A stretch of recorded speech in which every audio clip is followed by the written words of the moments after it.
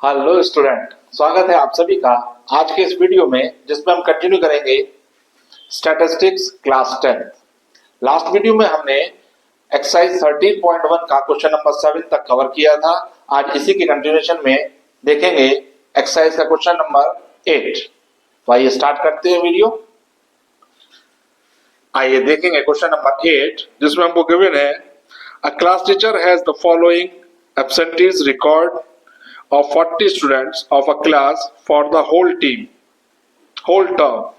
Find the mean number of days a student was absent. हमें mean number of days बताने हैं जिसमें student absent रहा।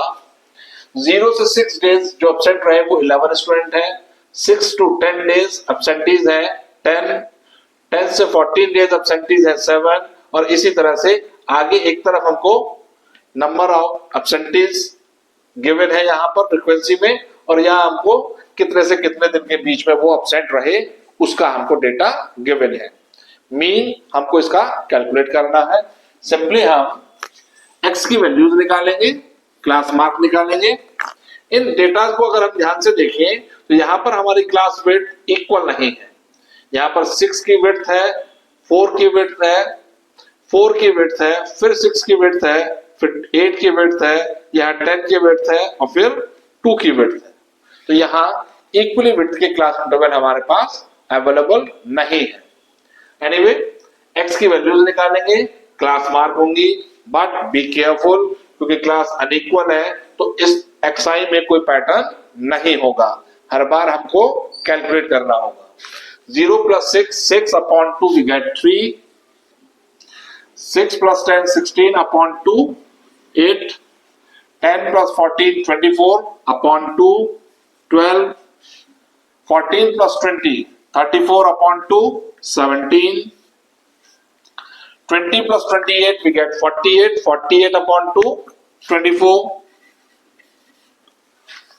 28 plus 38 8 and 16 1 66 divided by 2 we get 33 and 38 plus 40 78 upon 2 39। तो यहां पर जो हमारे पास xi आए उनमें कोई पैटर्न नहीं है। नंबर क्वाइट लार्जर है, फ्रीक्वेंसी से मल्टीप्लाई करेंगे तो थोड़े से और ये लार्जर दिखाई देंगे। किसी भी मेथड से किया जा सकता है, इसको डायरेक्ट मेथड से भी कर सकते हैं क्योंकि जहां नंबर लार्जर है नीचे की तरफ वहां फ्रीक्वेंसीज कम है तो जो रिजल्टिंग नंबर आएंगे जो fx आएगा वो बहुत लार्ज नहीं आएगा। फिर भी इसको यदि हम शॉर्टकट मेथड से करें तो ज्यादा रेलिवेंट होगा। उसके लिए हमें डेविएशंस निकालना होगा। डेविएशंस हम निकालेंगे अबाउट 17 को हमने a लेट कर लिया।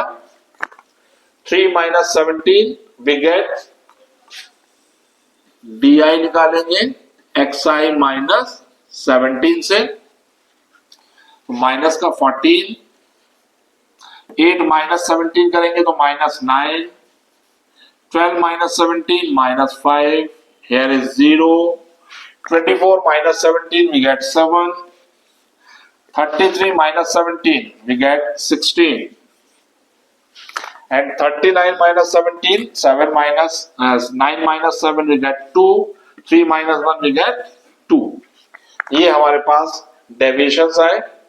इन डेविएशंस की मल्टीप्लाई करेंगे फ्रीक्वेंसीज के साथ तो हमारे पास आ जाएगा f इंटू डी की वैल्यू। माइनस 14 की मल्टीप्लाई करेंगे 11 के साथ 154 with negative sign 154, 10 into minus 9 minus 90,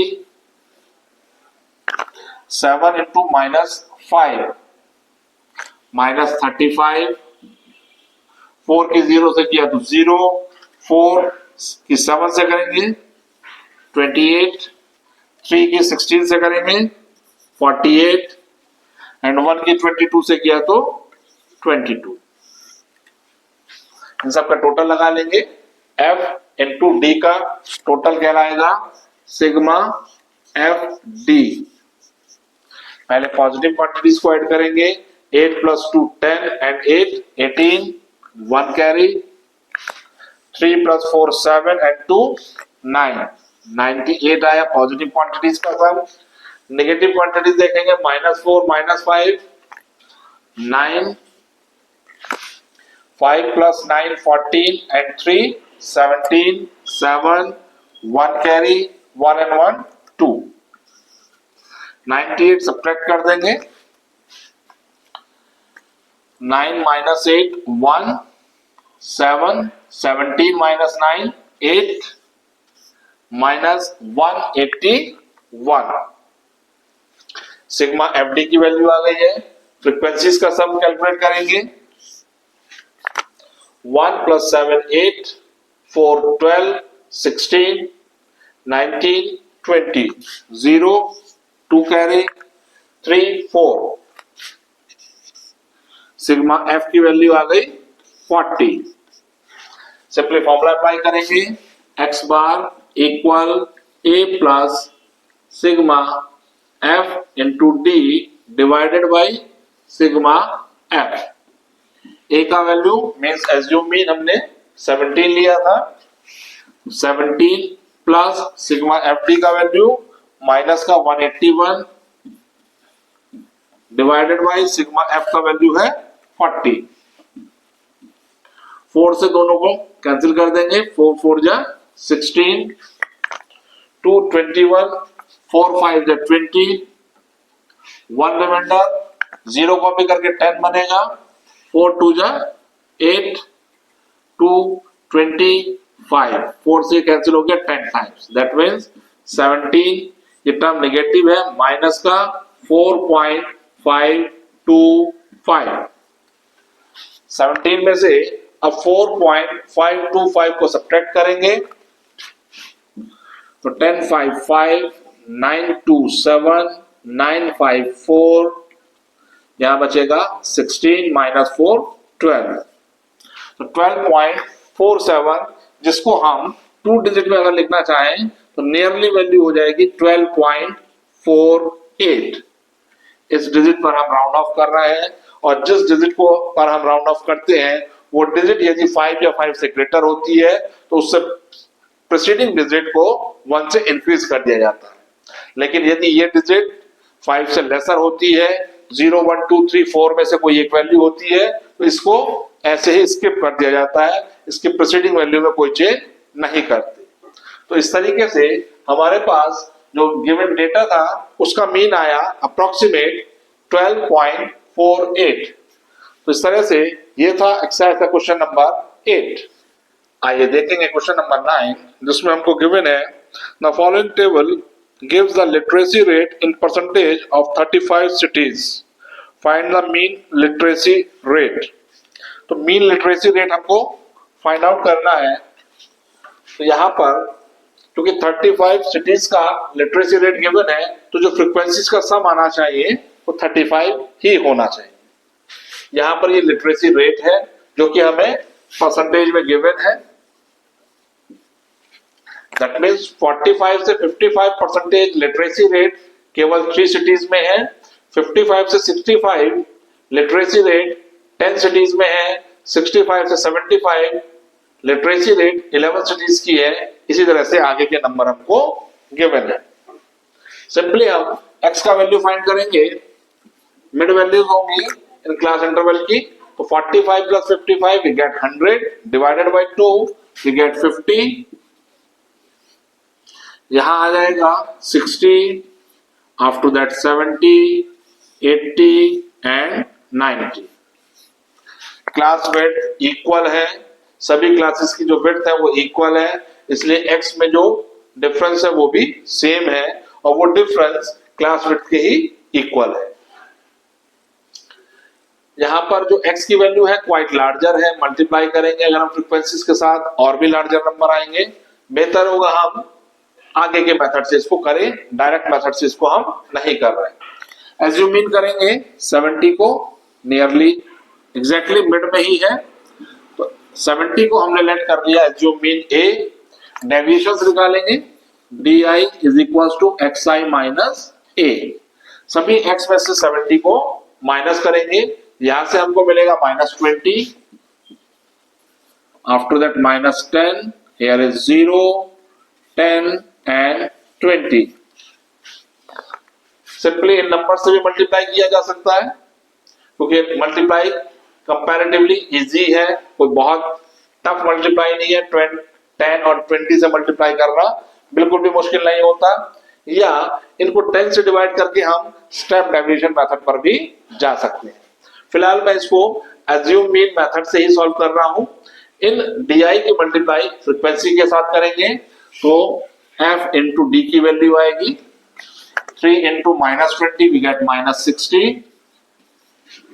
10 into minus 10 minus 100, here is 0, 8 into 10 80, 3 into 20 60, total लेंगे इसका, उसको कहेंगे sigma F D. 80 plus 60 we get 140 minus 160 minus का 160, we get minus 20 as the sum of f into d. Now frequencies का सम करेंगे, sigma f equal 3 plus 10 13, 24, 24 and 8 32 and 3 35।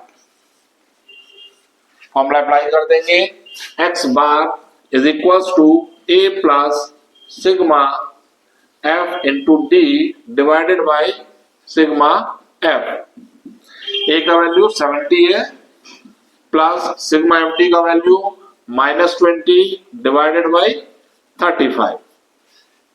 Simplify करेंगे 5 से 4 time, 5 से 7 टाइम, 70 माइनस 7 से डिवाइड करेंगे 4 को तो 0.57, तो अप्रोक्सीमेट वैल्यू मेरे पास आ जाएगी 70 में से इसको माइनस करेंगे तो 69 पॉइंट यहां आएगा 34, तो 69.43% literacy rate on an average in cities में हमको देखने को मिलेगी। तो ये था क्वेश्चन नंबर 9, और इसी क्वेश्चन के साथ एक्सरसाइज 13.1 यहां कंप्लीट होती है। आइए अब देखेंगे something more about mod. In earlier classes we studied about the mod for raw data. उसी के कंटिन्यूएशन में इस साल हमारे सिलेबस में मॉड को कंप्यूटेशन करना होगा in frequency distribution and discrete frequency distribution. Frequency distribution with interval में मॉड को कैलकुलेट करना एक हम फॉर्मूले की हेल्प से सीखेंगे। इसके अलावा जो डिस्क्रीट फ्रीक्वेंसी डिस्ट्रीब्यूशन होता है उसमें मॉड हम सिंपली ऑब्जर्व करके देखकर ही फाइंड कर सकते हैं। तो आगे बढ़ने से पहले थोड़ा सा हम रिकॉल करें कि मॉड कैसे किसे है। Mod is the most fashionable value, जो सबसे ज्यादा फैशन में वैल्यू होती है वो मॉड कहलाती है। फॉर एग्जाम्पल कोई शू बनाने वाली कंपनी है तो उस शू बनाने वाली कंपनी का जो शू साइज मार्केट में सबसे ज्यादा सेल आउट होता हो वही उसके लिए मॉड वैल्यू है। फॉर एग्जाम्पल 8 नंबर्स या 9 नंबर्स कंपनी का सबसे ज्यादा सेल होने वाला एक शू नंबर है, तो उस कंपनी के लिए मॉडल वैल्यू जो होगी वही नंबर होगी जो सबसे ज्यादा सेल होता है। इन मैथमेटिकल टर्म अगर हम मॉड के बारे में बात करें तो वो वेरिएबल हमारा मॉड या मॉडल क्लास कहलाएगी जिसके आसपास most of the frequency cluster dense हो। क्लस्टरिंग डेंस होने का मतलब ज्यादातर फ्रीक्वेंसी उसी नंबर के आसपास वेरी करती हो, उसको हम मॉड या मॉडल वैल्यू कहते हैं। तो इसमें आगे बढ़ने से पहले हम एक क्विक रिकॉल कर लेंगे कि डिस्क्रीट फ्रीक्वेंसी डिस्ट्रीब्यूशन में किस तरह से हम कैलकुलेट करेंगे अपने मॉड को। इसके लिए चलेंगे एग्जाम्पल नंबर 4 की ओर। तो आइए देखेंगे एग्जाम्पल 4। एग्जाम्पल 4 में हमको गिवन है the wicket taken by a bowler in 10 cricket matches are as follows. तो किसी भी बॉलर द्वारा 10 मैचेस में जो विकेट लिए गए हैं वो इतने हैं। दैट मींस फर्स्ट मैच में उसने 2 विकेट्स लिए, सेकंड में 6, after that 4, 5, 0, 2, 1, 3, 2 and 3। Find the mod of the data. इस डेटा का हमको मॉड कैलकुलेट करना है। इसके लिए सिंपली ये जो भी डेटा हमको गिवन है ये रॉ फॉर्म में रैंडमली हमको गिवन है कि किस किस मैच में कितने कितने विकेट हमको लिए हैं। इसको हम डिस्क्रीट फ्रीक्वेंसी डिस्ट्रीब्यूशन के फॉर्म में अरेंज करेंगे।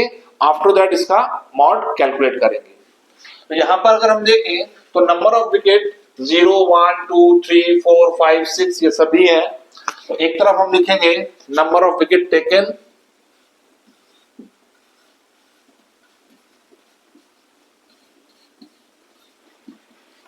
विकेट टेकन है 0, 1, 2, 3, 4, 5 एंड 6। डिस्क्रीट डिस्ट्रीब्यूशन में ट्रांसफर करने के लिए हम टैली मार्क का यूज करेंगे। यहां पर टैली मार्क्स ले लेंगे।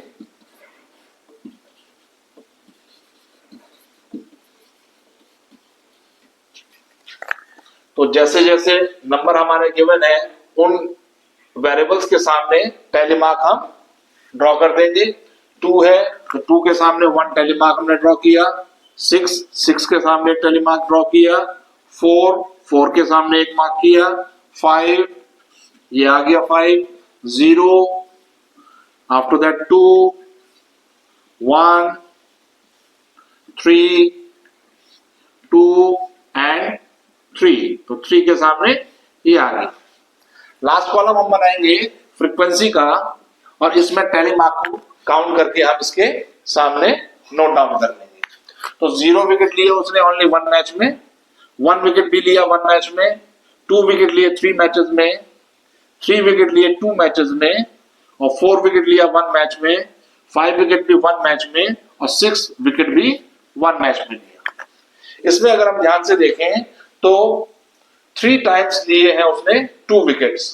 क्योंकि सबसे ज्यादा बार उसने 2 विकेट्स टेकन किए हैं तो इसकी जो मॉड वैल्यू होगी वो 2 होगी।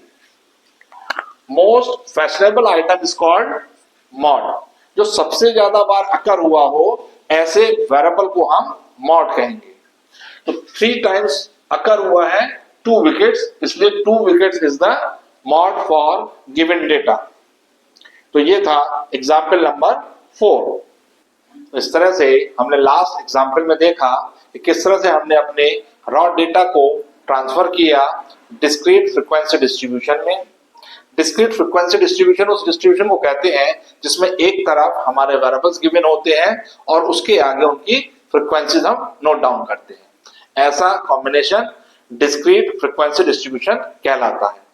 और इसी के कंटिन्यूएशन में अगर हमारे वेरिएबल और भी स्प्रेड हो और भी बड़े हो, साथ ही उनकी फ्रीक्वेंसीज भी बहुत लार्जर हो, तो ऐसे केस में हम डेटा को अरेंज करते हैं in frequency distribution with class interval. उस केस में हम एक तरफ अपने वेरिएबल्स को क्लास इंटरवल में डिवाइड कर लेते हैं, उनके आगे उनकी फ्रीक्वेंसीज को नोट डाउन किया जाता है। तो ऐसे फ्रीक्वेंसी डिस्ट्रीब्यूशन के लिए मॉड को कैलकुलेट करने के लिए हम एक फॉर्मूले की रिक्वायरमेंट होगी। उसके लिए फॉर्मूला देखेंगे। फॉर्मूला होगा मॉड के लिए, mod is equals to L plus F1 minus F0 divided by twice F1 minus F0 minus F2 multiply with H। Mod को कैलकुलेट करने के लिए हम फॉर्मूला अप्लाई करेंगे L plus F1 minus F0 divided by twice F1 minus F0 minus F2 multiply by H। देखने में formula थोड़ा सा कॉम्प्लेक्स लग रहा है, लेकिन ध्यान से अगर हम समझें इसको तो इसमें ऐसी कुछ भी कॉम्प्लेक्सिटी नहीं है। इनके टर्म्स को समझने की कोशिश करेंगे। जो हमारे पास फ्रीक्वेंसी डिस्ट्रीब्यूशन गिवन होगा, सबसे पहले हम उसको देखकर ये ऑब्जर्व करेंगे कि मैक्सिमम फ्रीक्वेंसी किस क्लास इंटरवल के लिए है। जिस क्लास इंटरवल के लिए मैक्सिमम फ्रीक्वेंसी होगी उस क्लास को हम नाम देंगे मॉडल क्लास। उस मॉडल क्लास की जो भी लोअर लिमिट होगी उसको एक्सप्रेस करेंगे हम स्मॉल l से। उस मॉडल क्लास की जो फ्रीक्वेंसी होगी उसको हम कहेंगे f1। मॉडल क्लास से प्रीसीडिंग क्लास जो भी होगी उस प्रीसीडिंग क्लास की जो फ्रीक्वेंसी होगी उसको रिप्रेजेंट करेंगे f0 से। और मॉडल क्लास की नेक्स्ट क्लास जो हमारे पास होगी उसकी जो सक्सीडिंग क्लास होगी उसकी फ्रीक्वेंसी को रिप्रेजेंट करेंगे हम F2 से। साथ ही मॉडल क्लास की जो क्लास विड्थ होगी, जो क्लास इंटरवल होगा, जिसको हम इजीली कैलकुलेट कर सकते हैं upper limit minus lower limit से, उसको हम H से रिप्रेजेंट करेंगे। इस तरीके से हम अपने उस डेटा का सारी वैल्यूज कैलकुलेट फाइंड करके इस फॉर्मूले में वैल्यू लगा देंगे और हमारे पास मॉड कंप्यूटेशन हो जाएगा। तो इन एब्रिविएशंस को मैं यहां नोट डाउन कर देता हूं। यहां पर L है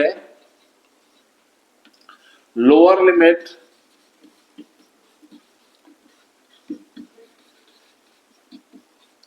of model class,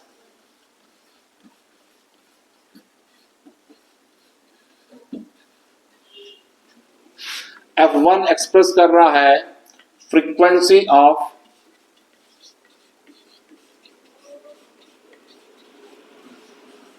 model class,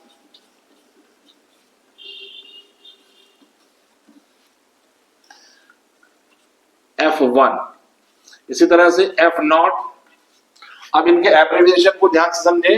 F1 अगर मॉडल क्लास की है तो 1 से पहले 0 आता है, दैट मीन्स इस मॉडल क्लास से प्रोसीडिंग क्लास की जो फ्रीक्वेंसी होगी उसको रिप्रेजेंट कर रहे हैं हम F0 से, F0 से, frequency of proceeding model class. इसी तरह से F2, अब इसका एब्रिविएशन था 1 का फॉरवर्ड नंबर होता है 2, दैट मीन्स मॉडल क्लास से जो सक्सीडिंग क्लास होगी उसके ठीक बाद में जो क्लास होगी उसकी फ्रीक्वेंसी को हम रिप्रेजेंट कर रहे हैं F2 से। तो फ्रीक्वेंसी ऑफ सक्सीडिंग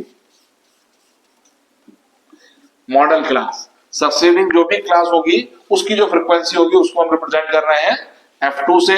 और H हमारे पास हो जाएगा विड्थ ऑफ मॉडल क्लास या class interval, class interval of model class. यहां पर हम इस अजम्पशन के साथ काम करते हैं, मॉड को कैलकुलेट करते हैं कि जो डेटा गिवन है उसमें सभी क्लास के साइज सेम है। इस अजम्पशन के साथ हम मॉड को कैलकुलेट करते हैं। कभी कभी डेटा में इस तरह की सिचुएशन भी आती है कि एक से ज्यादा क्लास की फ्रीक्वेंसी हायर होती है और जो हायर फ्रीक्वेंसी होती है वो सेम होती है। दैट मीन्स किसी एक क्लास की फ्रीक्वेंसी हायर ना होकर के एक से ज्यादा क्लास की वो हायर फ्रीक्वेंसी होती है, हायर फ्रीक्वेंसी सेम होंगी। ऐसे सिचुएशन में जो मॉड आता है उसको हम मल्टी मॉडल कहते हैं, लेकिन वो अभी हमारे सिलेबस का पार्ट नहीं है। फर्दर आगे की क्लासेस में स्टैटिस्टिक्स में हम मल्टी मॉडल क्लास के बारे में डिटेल से स्टडी करेंगे। हमारे सिलेबस में यूनी मॉडल ही है, यानी कि हमारे पास सिर्फ और सिर्फ एक ही मॉडल क्लास होगी, उसी के बारे में हम स्टडी करेंगे।